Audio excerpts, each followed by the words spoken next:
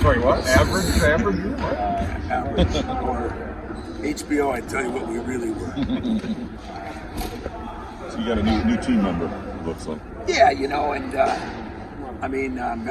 Mel's been on vacation. I mean, Keon just came back. I mean, he's healthy and he wants to play, and I love Keon. I love him, but it's also going to come down to what Mel and them want as they start, you know, and I'm going to talk to Courtney Hawkins a little bit more. I knew he wanted to come back, but I was a little surprised when he came back. So that kind of speaks volumes on who he is and what he is. But we got a big season ahead of us. Don't make that the calling card because we got a lot of things here. I mean, Malik getting back, Jaden getting him back, and a couple guys that, I'm mad at some parents for too much turkey and too much on a couple guys. So I got enough things to be upset about. I'm really pleased with Keon, but he's what's going to happen is still up to me, him, and Mel. Number one. Number two, I think it's been great because he came back and he's already made an impression on some guys that, like TK or John that weren't here because he goes hard, he plays hard, and he loves the game. And that's what I love. How about Malik? I mean, obviously you mentioned Malik, but is he still on pace for? Yeah, I think he'll still play on Friday. How much, I don't know. Like, he practiced the first 2 days, kind of practiced half of today, and then we gave him some time off. You know, you go into that stretch where you're a little sore, but you guys do it every day. Lay around on the couch, do nothing, and then your wife tells you to go shovel, and you shovel, and you say, holy shit, my muscles are sore, well, that's kind of what happens with him. You probably don't have that happen. Come on, you know what I'm saying? Fred doesn't have that happen, we know that. But anyway, on a serious note, you're off for 9-10 weeks.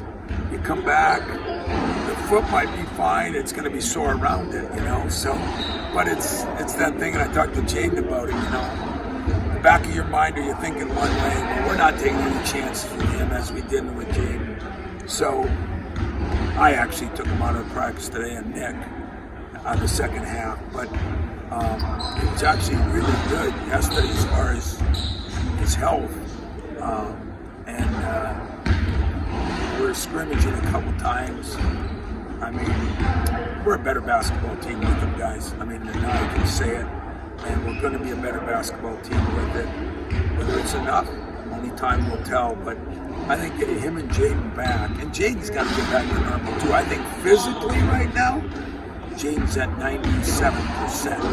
Now it's mentally, can I go in there and offensive rebound? Can I guard like I was guarding? Because he hasn't yet. Those are all things that come. That's part of the mental part of it. How much the process of kind of working a player like that? I know that can be bumpy. What's going to be fun? Because you guys are going to have to stop field day. You'll be on Twitter. You'll be asking the fans who should start, who should play, who should the coach look at. But you guys are going to be.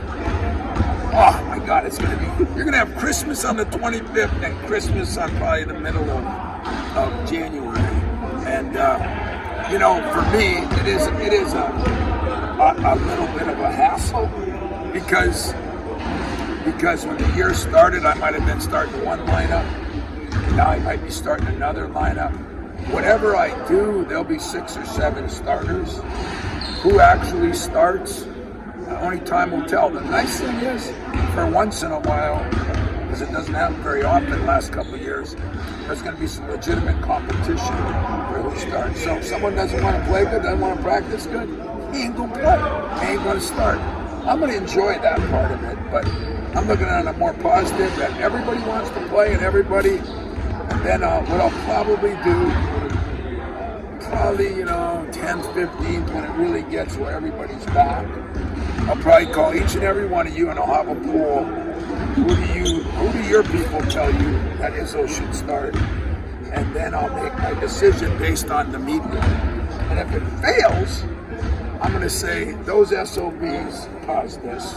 And if it's successful, I'm going to say I made a hell of a decision as a head coach. So telling you guys ahead of time what to look forward to. Hopefully enjoy it. It's the new year. Got some Christmas cheer, apparently. Got some Christmas cheer. Well, I got 2 guys back. Keon here. Practices are going to be more intense, tougher. I think guys came back for the most part. Definitely wanting to be here. That's always hard when you come back on the 26th day after Christmas.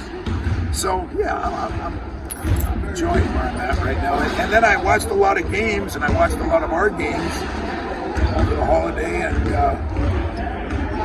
boy, I still see a lot of good teams. I don't see a lot of great teams. So why shouldn't we be one of the teams? That's the way I'm looking at it. It's kind of odd too. Like the start of the year was so condensed and so busy. Then have the big long break. Is it almost kind of like looking forward to getting kind of rhythm of a rhythm? conference? Yeah. I'm trying to figure out where we are.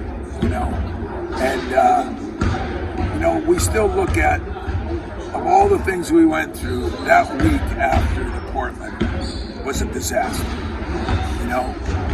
We played, we didn't even play. We showed up at Notre Dame, and we did not play great against Northwestern, but I still give them credit, because I think they are a good team. But that week, if you look at our stats, if you look at everything, it was bad. And I have to take some blame for that in the scheduling when it all happened. But other than that, I feel good about where we are. What we got coming up, I think you're going to be surprised because everybody's going to look at Buffalo. This is a pretty good team. They were 4 down with a few minutes left at West Virginia. They beat St. Bonaventure's, who beat the hell out of them. They beat the hell out of Notre Dame.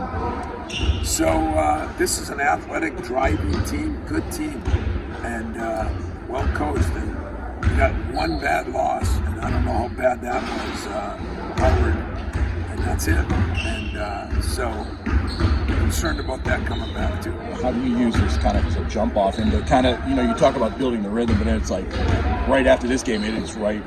Yeah, they're right into the conference, and we know, and you know, and your Twitter fans know that Malik won't be 100% then. And, it's going to take a little while. Hopefully Jaden, this is the time for Jaden. And I need to see more out of Pierre. Pierre's the other key guy for us, and he's got to come along. I still think Jackson is making some progress. I'm looking at the guys behind. Looked at a lot of film with Marty of his early part of the year compared to the late part of the year, and a lot of it was just aggressiveness, getting more shots, but him making himself available. So I think the break's been good for me. I haven't spent a little time being Santa Claus, but most of the time I spent was a little shopping, still a lot of film watching when everybody went to bed, and got to get caught up, because as much as it was hard on the players, and let's face it, for once I feel sorry for you guys, it was hard on you guys. It was hard on us too, to get a real feel and really look at games. I went back and looked at some of those games that I hadn't saw, Alabama and Oregon, because we were moving on to the next game all the time. So it was a good break for us if we like basketball, which I do. Jaden having